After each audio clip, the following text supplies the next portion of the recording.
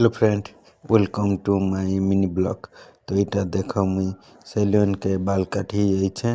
तो एबे भाई बाल काटबे तो देख एबे मुई बाल काटी हेमी।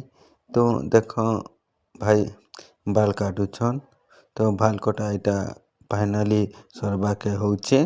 तो भैया बोलसन कि मोर सैलून ने खूब दूर लोग बाल काटी आसन। तो बाल कट देखो केनता एक नंबर लागुछे। तो मुई बोली एक नंबर कट तो काटुछ, कम्प्लेन तो नहीं बार बा बोली आरु भल कट उट काटी दे बोला इटा बाल काटी देले। तो शिवदा कहसन कि इटा मुई भी इन्ने के बाल काटी आसन और आमर चीनी दा गोटे भी अच्छन। तो से मैंने भी इन्ने के बाल काटी आसन। तो मुई तुमके देखो इ सैलून सबू देख स्टाइल फाइल सबू लगाइछे, पूरा चकचकी जाउछे, पूरा एक नंबर अच्छे। तो पूरा 5 स्टार होटल बागिर इटा सैलून होचे।